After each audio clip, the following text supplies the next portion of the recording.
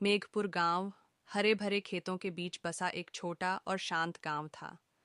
इस गांव की सबसे खास बात थी गांव के बीचों बीच खड़ा सैकड़ों साल पुराना बरगद का पेड़। यह पेड़ गांव वालों के लिए केवल एक पेड़ नहीं था, बल्कि उनकी सभा, उनकी यादों और उनके न्याय का केंद्र था।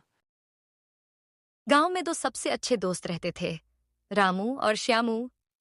रामू शांत और मेहनती था, जबकि श्यामू थोड़ा चंचल और तुरंत अमीर बनने के सपने देखता था। एक बार की बात है, गांव में बारिश कम हुई। रामू ने अपनी जमीन पर खड़ी मेहनत की और नए सूखे प्रतिरोधी बीज बोए। वहीं श्यामू ने सोचा कि बीज बोने से क्या होगा, और उसने अपनी मेहनत बचाकर अपने खेत को खाली छोड़ दिया, यह उम्मीद में कि कोई चमत्कार हो जाएगा। जब फसल कटाई का समय आया, तो रामू के खेत हरे भरे थे और उसने शानदार फसल काटी। श्यामू का खेत सूखा और बंजर था। श्यामू को जलन हुई।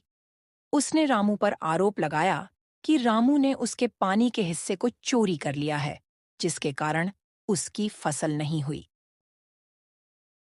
मामला गांव की पंचायत में पहुंचा, जो हमेशा बरगद के पेड़ के नीचे लगती थी।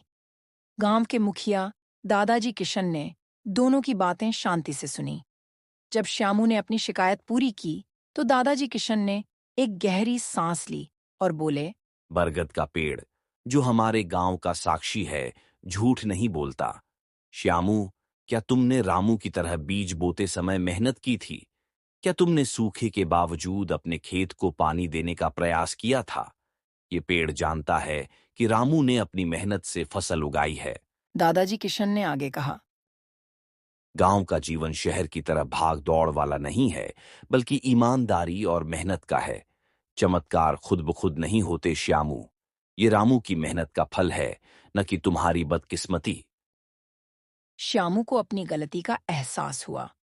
उसने रामू से माफी मांगी और वादा किया कि वह अब से पूरी ईमानदारी से काम करेगा। रामू ने तुरंत श्यामू को माफ कर दिया और अपनी कटी हुई फसल में से कुछ बीज और अनाज उसे दिए, ताकि वह अगली बार अच्छी शुरुआत कर सके। पूरा गांव खुशी से तालियां बजाने लगा। रामू की दयालुता और दादाजी किशन के न्याय ने साबित कर दिया कि गांव का जीवन मेहनत, सहयोग और प्रेम की नींव पर टिका होता है। कहानी से सीख: मेहनत और ईमानदारी का फल हमेशा मीठा होता है।